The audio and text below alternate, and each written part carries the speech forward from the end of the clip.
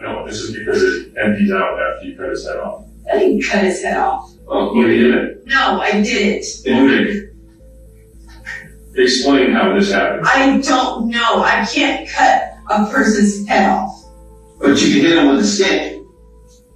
Is there a chance that that could have been a knife of something? On the morning of August 7th, 2023, Yoko Willette woke inside her home in Henderson, Nevada, and noticed that her son's truck was still parked outside. But as the morning passed, Yoko began to feel that something was wrong. She called out to her son, but he did not answer. When she looked inside his room, she could make out the shape of someone lying beneath a blanket. But when she returned and looked more closely, she realized that this was not an ordinary morning. Police were called at around 8:40 a.m., and when officers entered the room, they found Jonathan dead. His head had been removed and missing, and no weapon had been left behind, but the unusual condition of the scene gave investigators no simple explanation for what had happened during the night. Yet the discovery inside that bedroom was only the beginning. As detectives retraced Jonathan's final hours, they focused on a woman named Devyn Michaels.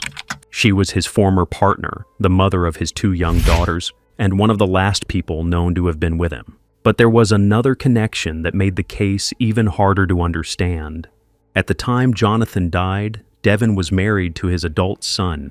So, what began as a homicide investigation would soon expose a family divided by custody disputes, a hidden relationship, conflicting stories, and a plan for Jonathan to move into the very home where his son and former partner were living as husband and wife. 7-year-old Devyn Michaels sits and listens as prosecutors tell her jury why she allegedly killed the father of her children in August 2023. Michaels, a former adult film performer whose names include Nikki Fairchild and Tracy Tavares, is accused of hitting 46-year-old Jonathan Willette with a stick and then decapitating him inside his Henderson home. Crime scene photos the 8 News Now investigators obtained after her arrest showing bottles of chemicals police suspect Michaels used to then burn him. All I can say is buckle up because you're in for a wild ride. But before we begin, if you find this video interesting, please give it a like at the end and tell me what you think about the case.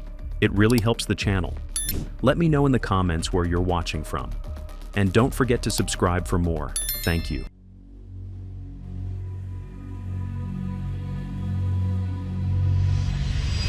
Jonathan's story had begun thousands of miles away from Nevada. He was born on November 7, 1976, at Yokota Air Base Hospital in Tokyo, Japan, to James J.C. Willette and Yoko Willette.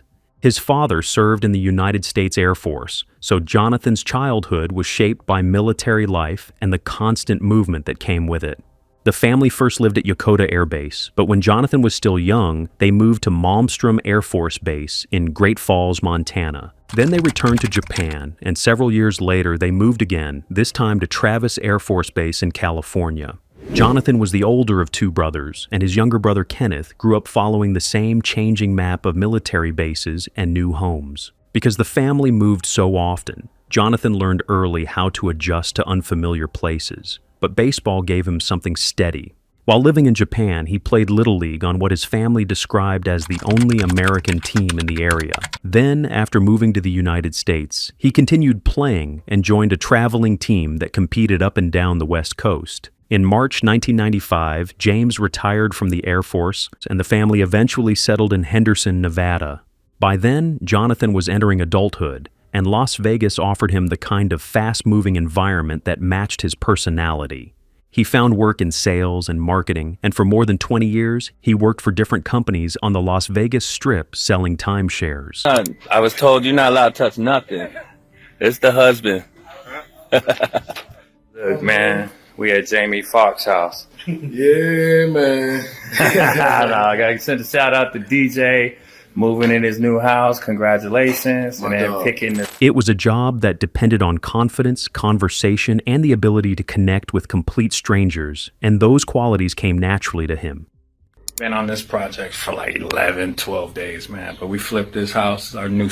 Jonathan could begin talking to someone he had just met and make the conversation feel familiar within minutes. Over the years, he built a reputation not only as a salesman, but as someone who was memorable, energetic, and difficult to ignore. Eventually, Jonathan decided to build something of his own, so he started a company called JW Marketing.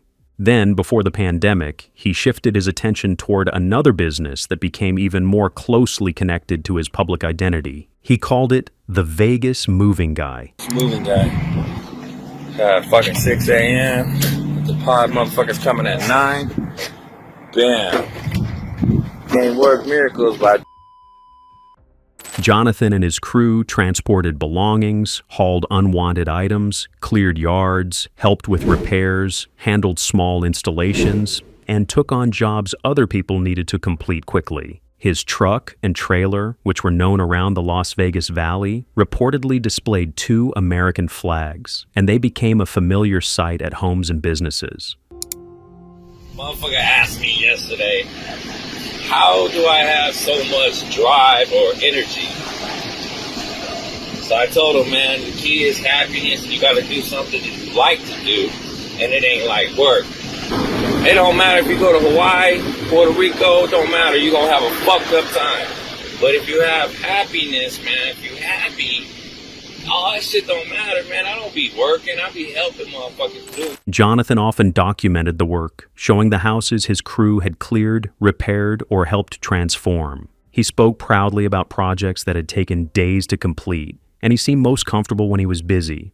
Jonathan had 3 children from 2 relationships. His eldest son, Deviere, had once worked beside him in the Vegas Moving Guy business, while his 2 younger daughters lived under a custody arrangement that had already drawn the family into court. The mother of Jonathan's 2 younger daughters was Devyn Michaels, a woman who had been part of his life for years and who remained connected to him long after their romantic relationship ended. She was also known by other names, including Tracy Nicole Tavares and Nikki Fairchild, and Yoko often referred to her simply as Nikki. However, by the time Jonathan's death became the subject of a criminal investigation, the name most closely associated with the case was Devyn Michaels. Before meeting Jonathan, Devyn had worked in adult entertainment, and after leaving that part of her life, she moved into real estate. She promoted properties, held open houses, and presented herself as someone building a new professional identity in the Las Vegas area.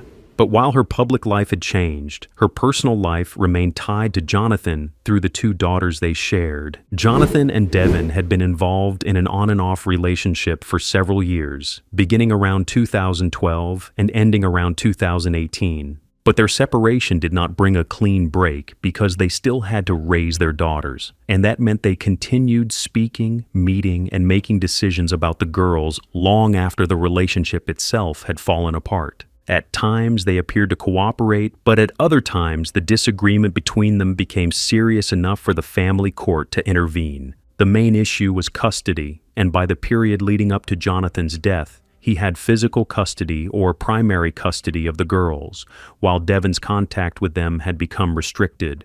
At one stage, Devyn was expected to see the girls only through supervised visits or therapy sessions. However, the family did not always follow those restrictions exactly, and Jonathan and Devyn continued to arrange contact outside the strict structure of the court order. For several months, the girls stayed with Jonathan and his mother at the Paladura home. They had bedrooms upstairs, while Jonathan used a room on the ground floor.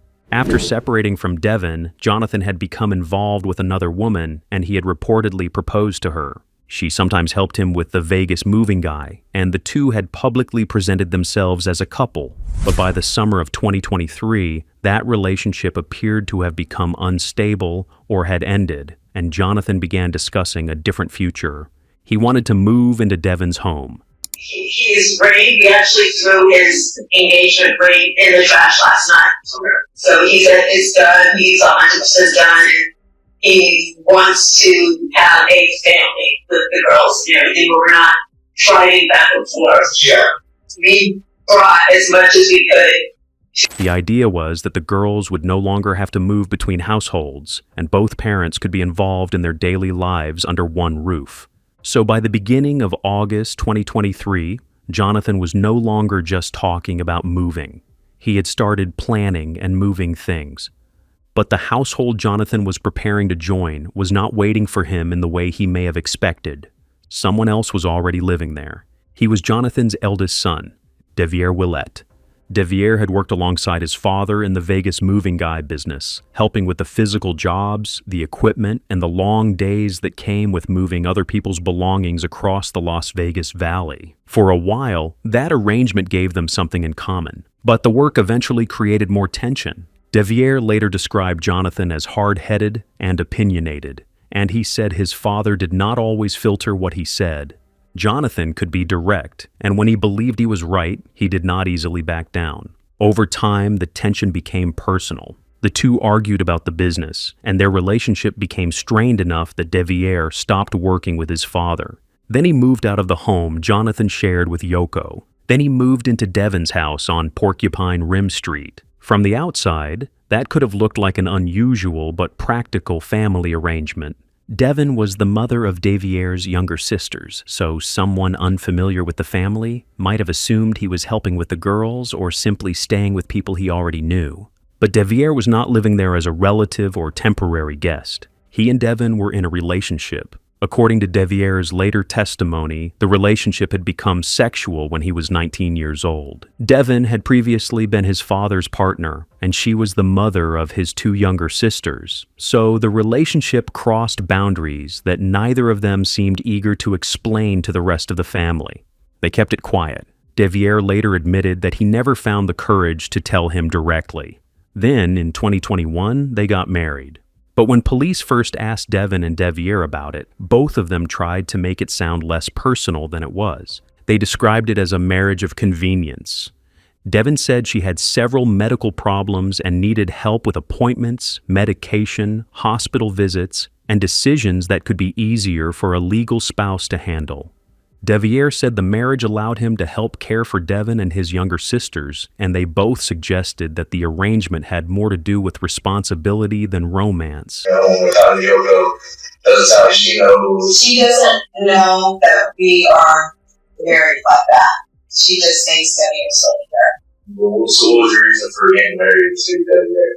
Because legally, as my spouse, he has more rights and access to things that someone just has a random. So like you got prescriptions. He can do anything as my spouse. I have to go into the hospital and the ambulance needs to one that take care of all of that. Okay. So are you guys like intimate together?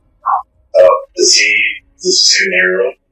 Sometimes, like, I'll fall asleep when we watch TV, but he sleeps on the couch. However, investigators later found that the private reality of the marriage did not match the careful explanation they had given police. Inside the home, there were photographs from a traditional wedding.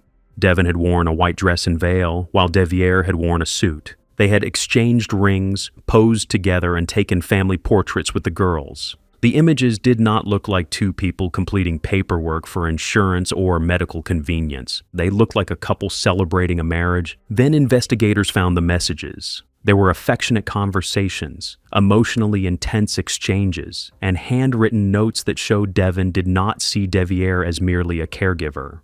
In one note, she addressed him as her dearest love, and in another, she expressed a level of devotion that directly contradicted the distant version of the marriage she had first described. The relationship was real, but it was not stable. Devyn and Deviere argued often, and their conversations moved between affection, anger, accusations, and threats of separation. At times, Devyn accused Deviere of lying and cheating, while at other moments she complained about his drinking, spending, or behavior inside the home. Deviere also tried to leave.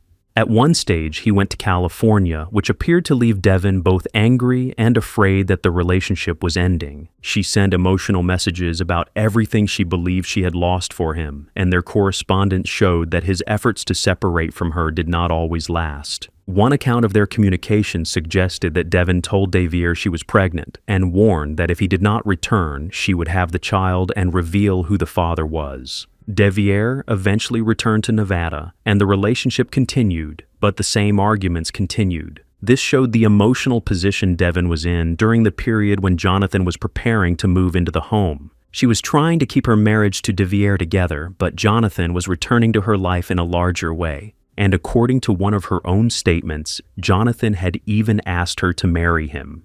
You guys have been off and on since when? No, we're not off and on, we're just trying to make a family work. Like, we're not physically intimate or anything like that. We're just trying to, because the girls really want us to live in one house, yeah. Do you have a boyfriend or anything right now? Yeah, I'm married. You're married? Yes. We were told that you guys are possibly trying to get back together. No, we're trying to get everyone in one house and be a family. Oh, okay. For the girls. So, who were you married to? I'm married to Deviere. The son? Yes, sir. Oh, okay. So Deviere, his son, and you are now married. How long have you been married? Almost 2 years. When Jonathan eventually learned that Devyn and Deviere were married, he did not take the news quietly. He sent Deviere angry messages, demanding an explanation and questioning how his own son could have entered a relationship with the mother of his younger children. After that, communication between father and son almost disappeared. There were no regular calls, birthday messages, and no New Year greetings. And there was no meaningful attempt to repair what had happened. At one point, Jonathan sent Deviere a simple message that said, "Hey," but Deviere did not respond. By Sunday, August 6, 2023, Jonathan's plan to move into Devyn's home was no longer just something the family had discussed. He had started packing, his moving trailer was ready, and Yoko could see that her son was preparing to leave the Paladura house where he had been staying with her. For Jonathan, the move appeared to represent a new beginning. He was bringing the girls' belongings into one home, and he was also moving some of his own things, which suggested that he expected to stay rather than simply help the children settle in. Devyn would later say she had not fully believed he was serious until she saw the furniture and his personal belongings arriving at her house. He and Devyn spent much of that day together.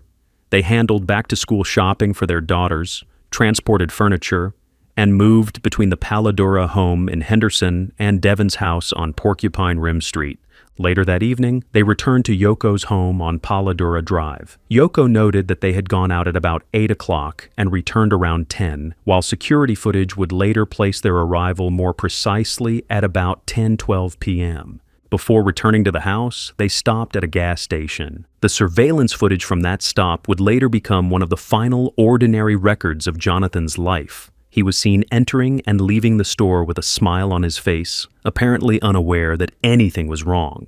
Devyn was also captured on camera wearing a white tank top, blue shorts, and black sneakers, and she carried a small black bag that investigators would later connect to items found at her home. Then he and Devyn returned to Paladura. From that point forward, investigators would focus on a narrow period of time, beginning when they arrived at approximately 10:12 p.m. and ending when Devyn's vehicle left the house at 2:04 a.m. Those 4 hours became the center of the case. The first unexplained event happened around 11 p.m. A motion-activated camera at a nearby property captured a person approaching Devyn's Nissan Armada, unlocking it, opening the driver's door, and placing something inside. The footage did not clearly show what the item was, and it did not answer why someone was accessing the vehicle at that hour. Then, the Nissan appeared to move. Phone data and the vehicle's lights suggested it was pulled forward and parked directly in front of the Paladura house, close to Jonathan's truck and trailer. In that new position, it was partly outside the camera's view.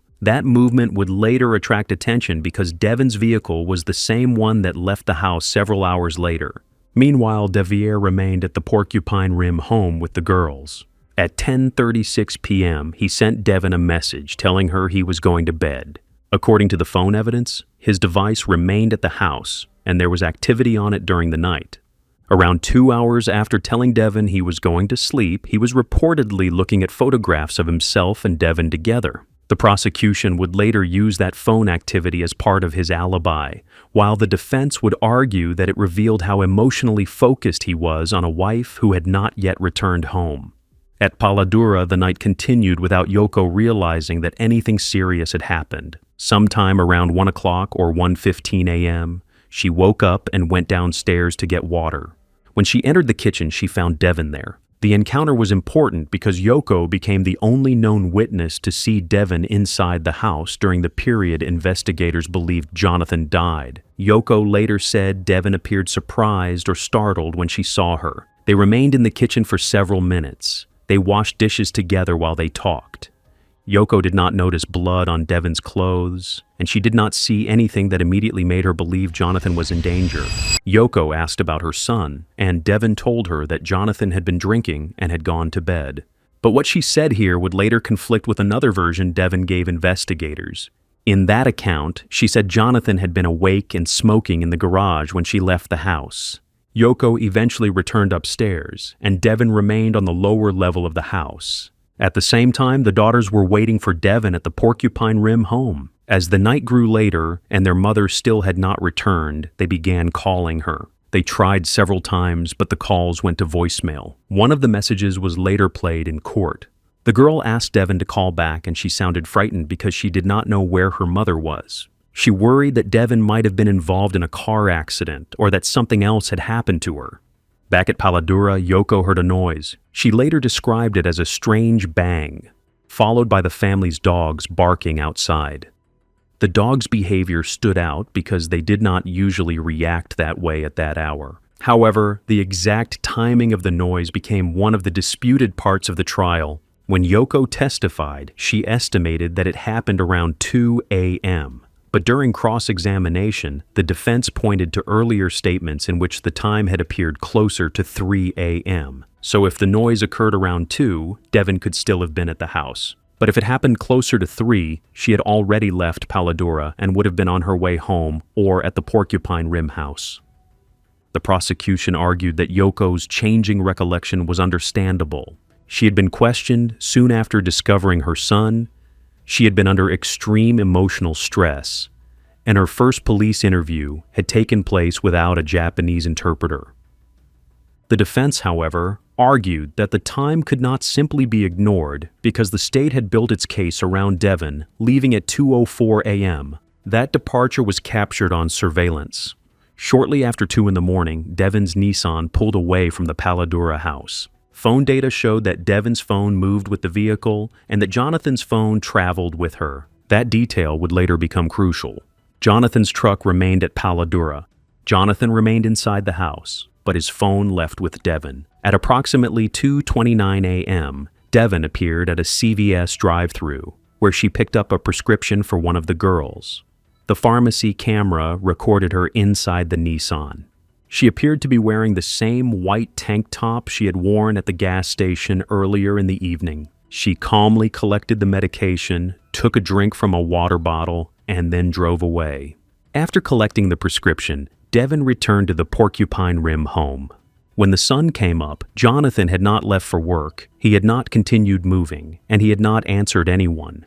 Yoko noticed the dogs had been locked outside. She saw that her son's truck was still there, and she found a desk chair knocked over.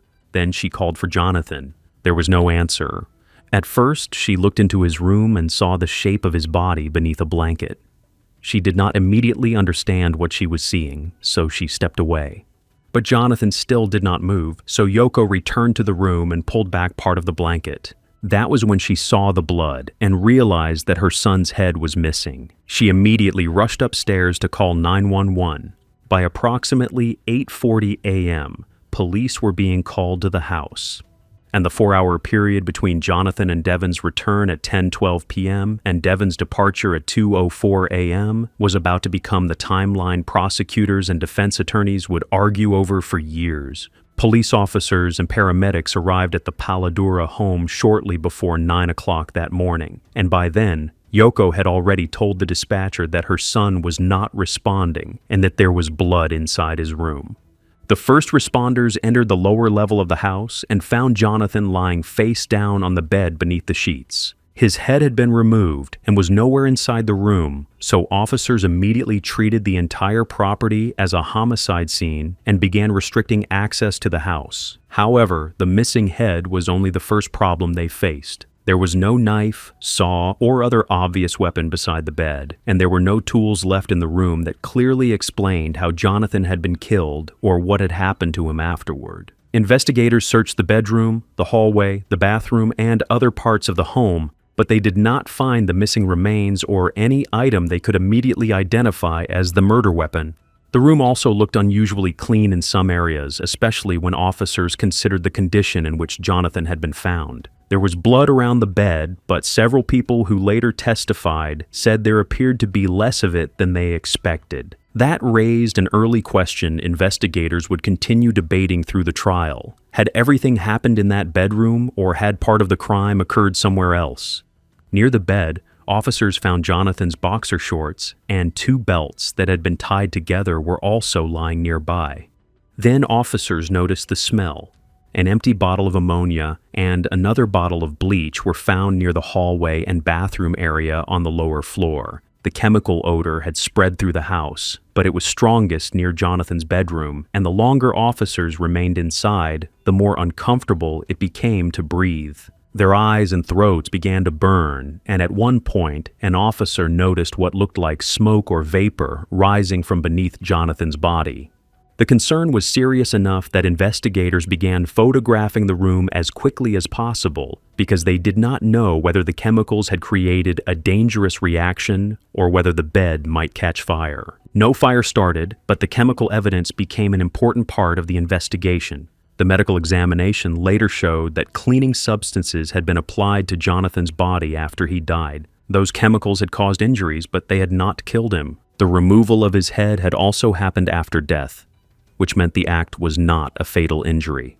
Dr. Stephanie Yagi, the medical examiner, later explained that the exact fatal injury could not be identified. Jonathan had clearly died through homicidal violence, but because his head had never been recovered, the examination could not establish precisely what injury ended his life. Forensic examination also suggested that more than one type of tool had been used after Jonathan's death.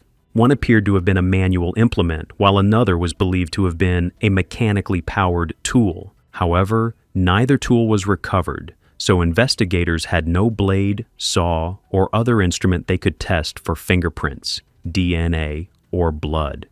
The missing weapon became even more important the following day, when Yoko realized that a large knife or meat cleaver was no longer in its usual place in the kitchen. Her partner, Yosha, later testified that he had used a butcher knife on the afternoon of August 6th to prepare food for the dogs. By the next day, the knife was missing, and despite searches connected to the case, it was never found.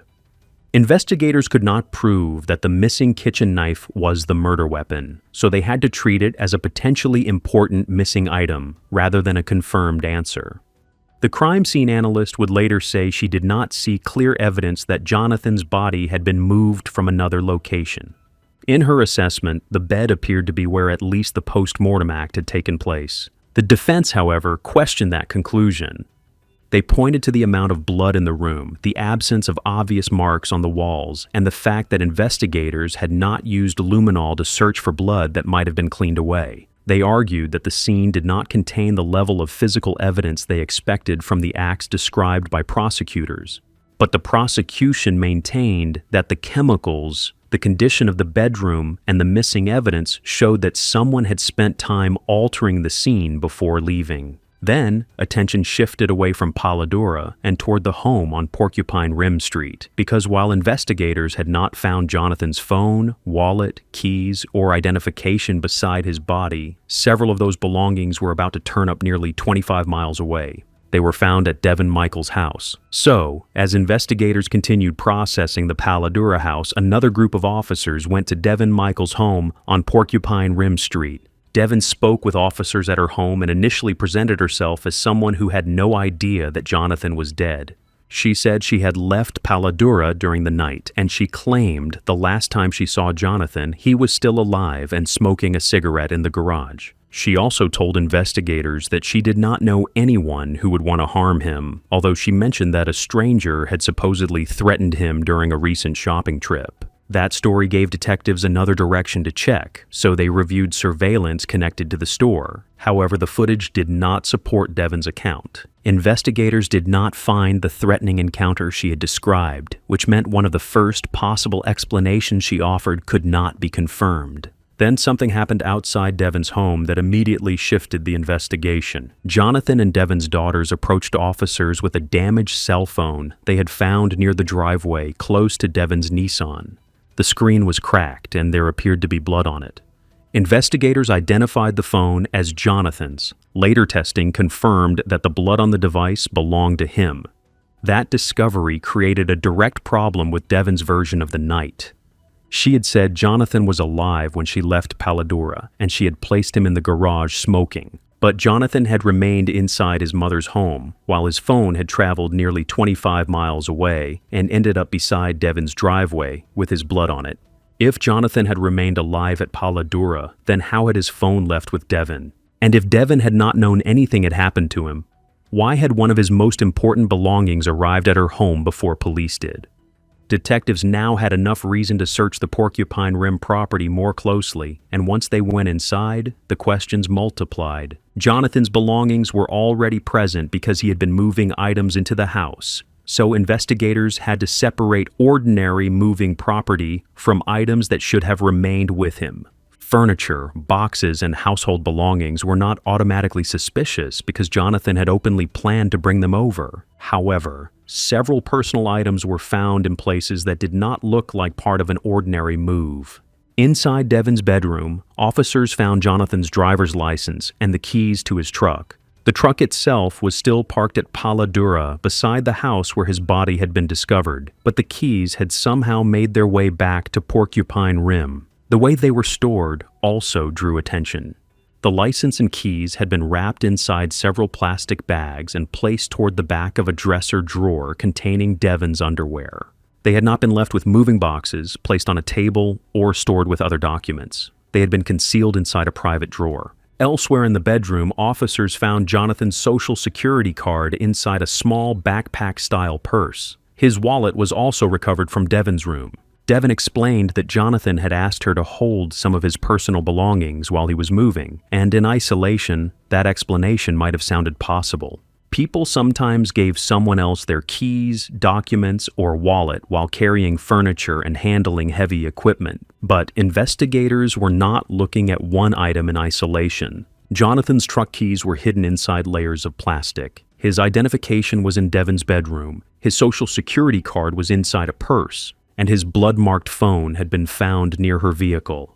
Taken together, the items suggested that more than ordinary moving arrangements had happened during the night. Then Devyn also tried to explain the blood on the phone. She said Jonathan had injured his hand while moving furniture earlier that day, so it would not have been unusual for a small amount of his blood to transfer onto the device. The explanation gave detectives something specific they could check against the medical examination. However, the medical examiner did not find a bleeding injury on Jonathan's hand. In fact, the forensic findings did not support the kind of minor moving accident Devyn had described. That made the blood on the phone far more important because it appeared less likely to have come from an innocent injury earlier in the day. Investigators also looked through the house for anything that could explain the missing weapon or the missing tools. They photographed several katana-style swords that Devyn owned, although police later described them as prop weapons and did not take them into evidence. The defense would eventually criticize that decision, asking why officers investigating a case involving a removed head had not tested every possible bladed item inside Devyn's home. Detective Dennis Ozawa later explained that officers did not believe the props were connected to the crime, but the decision became one of several investigative choices the defense used to argue that police had focused on Devyn too quickly. The search also exposed smaller inconsistencies in what Devyn had told investigators. She had said that Jonathan owned registered firearms and that some of them had been moved to Porcupine Rim, but she claimed there was no ammunition because she did not have a gun safe. Officers later found a gun safe beneath a bathroom counter. She had also told police that Jonathan had thrown an engagement ring into the trash the day before he died. Investigators searched the trash at Paladura, but they did not find the ring. She had become the central focus of the investigation. But there was still one major problem. Devyn continued to insist that Jonathan had been alive when she left him. So investigators brought her back in, placed the evidence in front of her, and gave her another chance to explain the final hours of August 6th. This time, her story changed. So when Devyn sat down with investigators again on August 15th, they were no longer asking only for a general account of the night. When she was asked whether she had participated in any way in Jonathan's death, the examiner noted a significant reaction. After that, the conversation changed. Devyn began adding details she had not included when officers first questioned her. She said that after she and Jonathan returned to the Paladura house, he had gone into the room he used downstairs. At some point, according to her, Jonathan lay face down while she massaged his back. She described pressing down on his back in an effort to make it pop, and she explained that she had been standing rather than sitting on him. Jonathan then got up, went outside to smoke, and later returned. However, Devyn said the mood changed after he came back. She claimed Jonathan wanted an intimate encounter and that she refused. She alleged that he became aggressive, and she connected that moment to a larger history of behavior she described as abusive toward her and members of the family.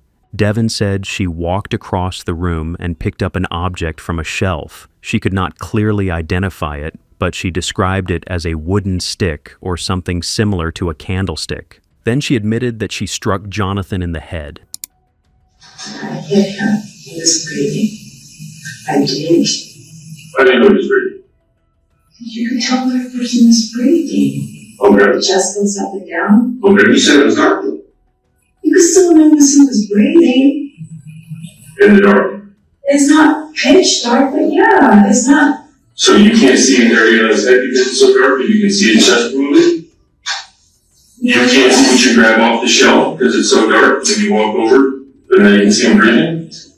Yeah, you could see some person breathing. That admission placed her with him at the moment he was physically attacked, but Devyn insisted the blow had not killed him. She said Jonathan was still breathing, and she claimed she knew this because she could see his chest moving.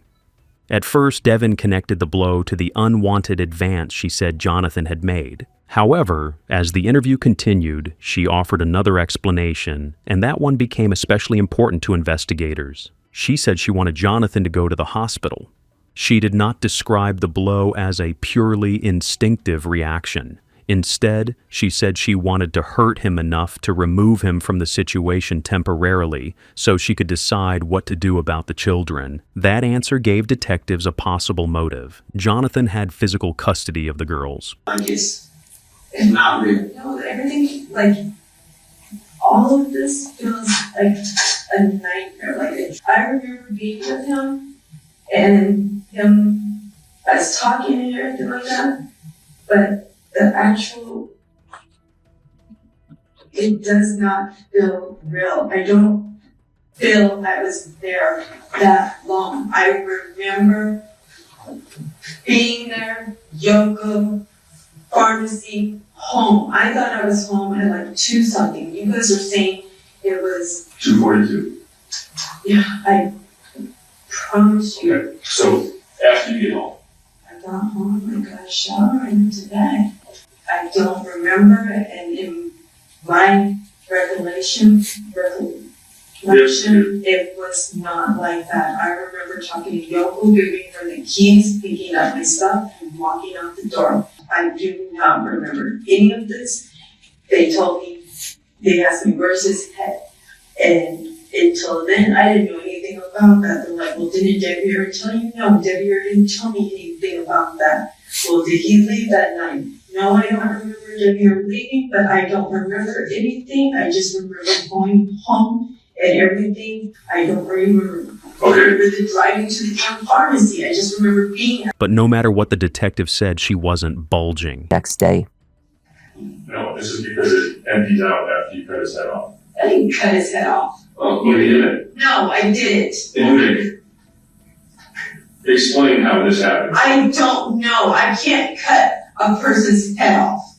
But you can hit him with a stick. Is there a chance that that could have been a knife of some sort? Why? How do you know it was dark? Doesn't make sense, does it? They asked why Jonathan's phone had traveled with her to Porcupine Rim if he had remained alive at Paladura. You think that you're smarter than me? No, I don't think I'm smarter than anybody. But I didn't do this. And you're telling me because I have the same cleaning. No. The cell phone that you take, you have to take the cell phone from his house back to your house after he's dead, because there's blood on it. His wallet, his keys, things that you're not supposed to have wrapped up in a bag 8 times shoved in your underwear drawer. Number one, you're the last person to see him. You're the last person to physically assault him. Hit him in the head. He's in the exact same spot. I think we're done. Absolutely. And your girls are definitely there resenting you because you can't even have the audacity to give them closure. Shame on you. That's terrible. God, you don't trust me on this! Oh, so there's some, I didn't do it! there's some anger now, huh? I told you from the beginning I didn't Is do that it! how you feel against him? No! That is not how I feel against him! I think you're just upset. Devyn Jade Michaels was arrested on August 15, 2023. She was booked on a charge of open murder, which meant prosecutors had not yet limited the case to one specific degree of homicide and could continue building the evidence before deciding exactly what charge they believed they could prove. For the next several weeks, investigators organized the phone records, surveillance footage, physical evidence, witness statements, and Devyn's changing accounts of the night. Then, on September 21st, 2023, a Clark County grand jury indicted her, formally moving the case toward prosecution. However, the murder case was not the only legal matter involving Devyn during that period. Nearly a year earlier, in October 2022, she had been charged in a separate child abuse or neglect case after a child care worker noticed a bruise on one of her daughters and reported it to police. That charge had already added pressure to the custody dispute between Devyn and Jonathan because the girls' care, living arrangements, and contact with their mother were already being examined through the family court system. Then, on August 9th, 2023, just 2 days after Jonathan was found dead and 6 days before Devyn's arrest for murder, she appeared in court for sentencing in that separate case. In classes, therapy, drug tests, psych evaluations, I've done everything. And everyone I've spoken to say I'm not an abusive person and they don't feel there's any risk for me to her or whatever. Her public defender also described her as having a low chance of reoffending, and the judge sentenced her to 1 year of probation. Once the murder case moved forward, the legal process became slow. Devyn remained in custody while attorneys reviewed the evidence, challenged parts of the investigation, and prepared for the possibility of trial.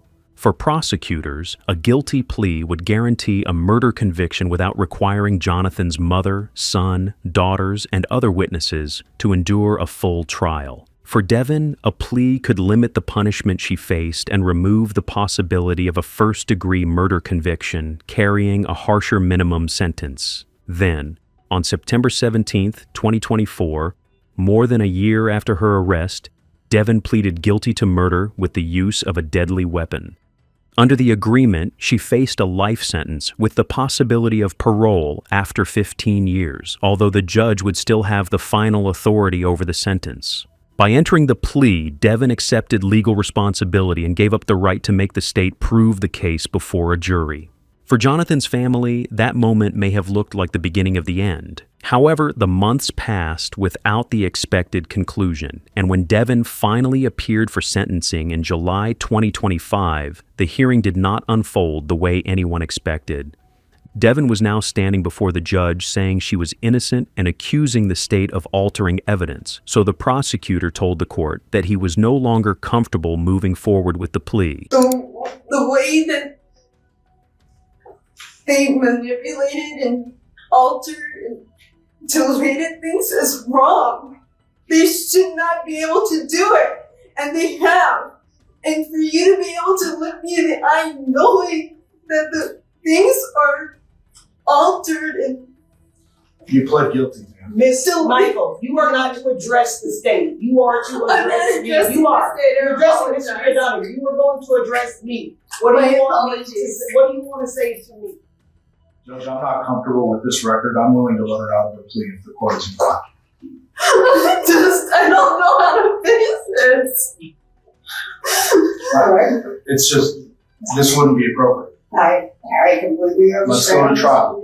All right. Ms. Michael, Judge Mr. Giordano says that he's willing to let you out of your plea and he's willing to try this case. And you understand that he's willing to try this case on an open murder. So a jury can convict you of a first-degree murder. Do you understand that? Or do you want to talk to Mr. Patrick about it? Well, I don't want to talk to Mr. Patrick.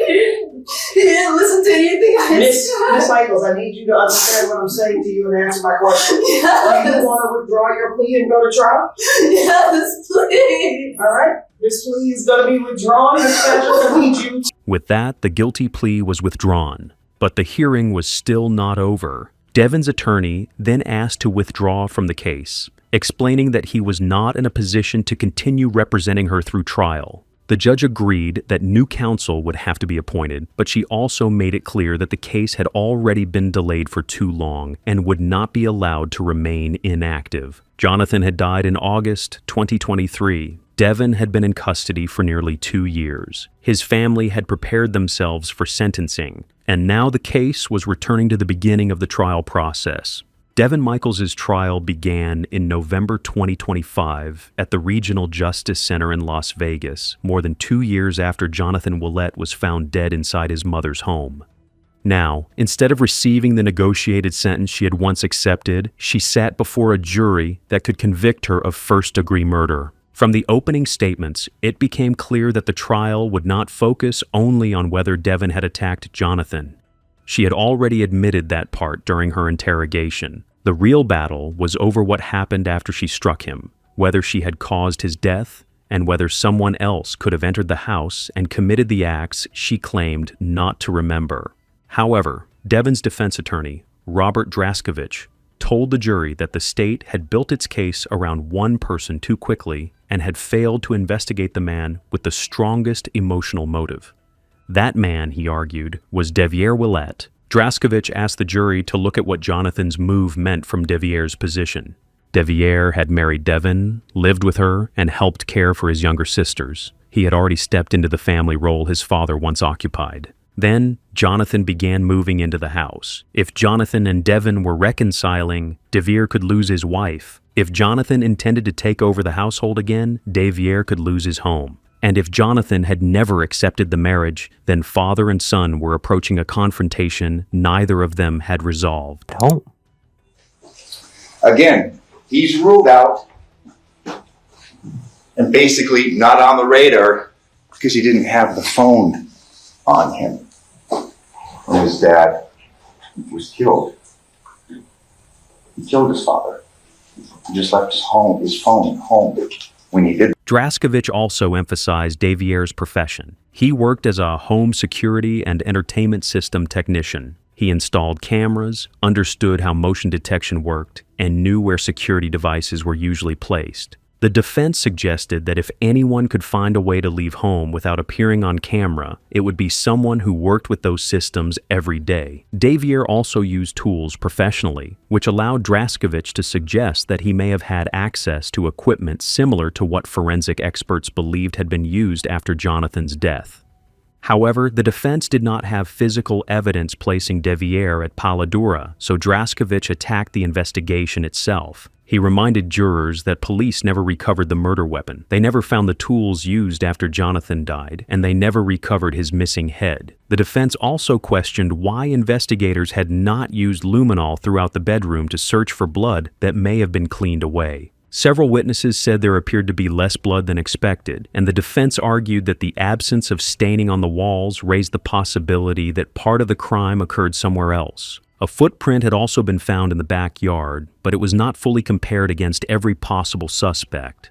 According to Draskovich, that was another missed opportunity to determine whether someone approached the house from an area not covered by the street cameras. Would you have had any reason to kill him? No, sir. Did you want out of this relationship with Nikki at varying points of time? Yes, sir. And so had your dad moved in and you've been told you got to go stay at a buddy's house and move out or whatever, would that have been a big deal for you at the time? Absolutely. You were asked, were you estranged from your father? And you said, we didn't get along, correct? Only while working, sir, yes. I'm sorry? Only while we worked together. So you're still saying you guys got along just fine, but it was just work related? Anytime I was with him, I had a good time. I see. But you guys don't text, you don't call, correct? Not after he found out I was married. You went to the Palo Verde residence, didn't you? The Palo Verde residence.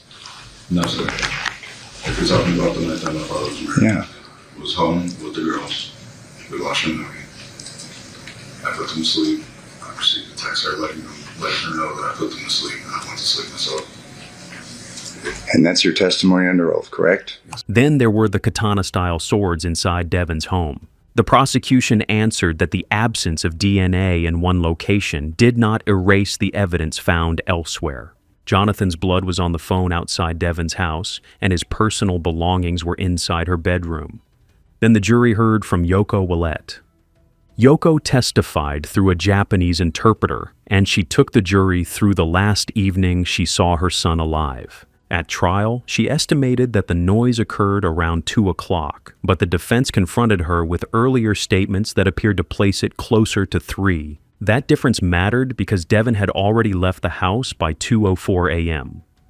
Draskovich asked why Yoko's timing had changed, and he also questioned why she had not clearly said in her first police interview that Devyn appeared startled in the kitchen. Yoko repeatedly explained that she could not remember every detail. She had been overwhelmed, she had just discovered her son, and the events had not remained clear in her mind. The prosecution argued that her memory differences were understandable because officers questioned her almost immediately after the discovery while she was in shock and without a Japanese interpreter.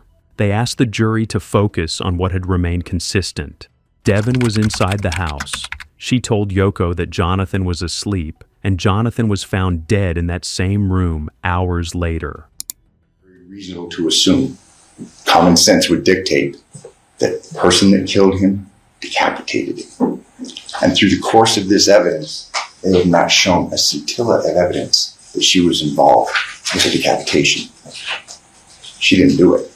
Try and paint her as this devious, manipulative, conniving temptress. But think about that. The flip side, a 19-year-old. You know, when we talk about motive, what drives a person to murder, is it not passion of a young man?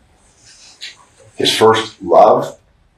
His first love that's coming to an end when dad's coming in and moving him, the dad that he said was never there. And Giordani stood to give the prosecution's closing argument, and he asked the jury to move away from speculation and return to the evidence. He acknowledged that the defense had raised questions and had done its job by challenging the investigation. But he argued that asking questions was not the same as producing evidence.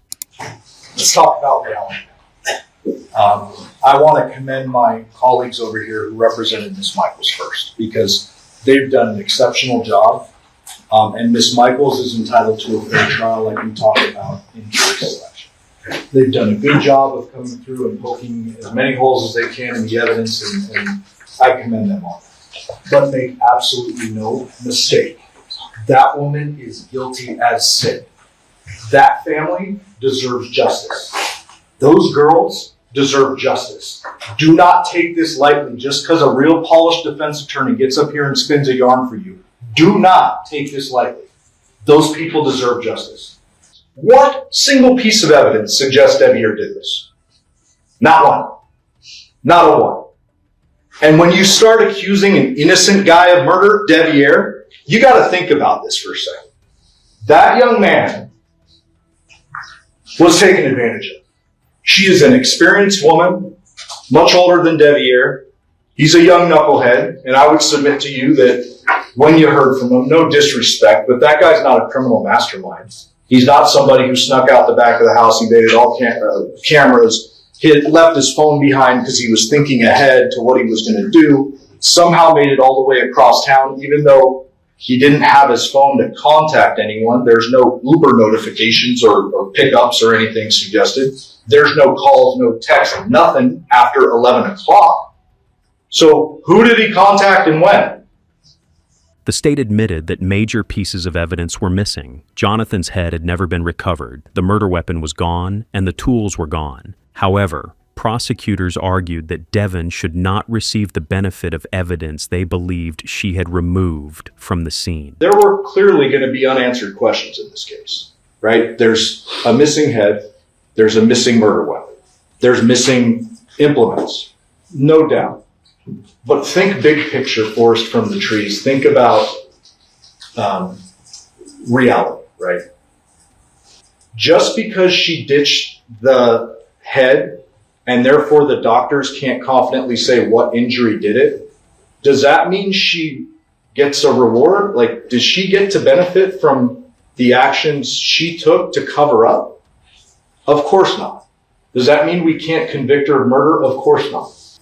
There are no bleeding injuries on his body, except for up here. The phone left at 2:04 with a droplet of blood on it. That means the murder happened before 2:04. It had to.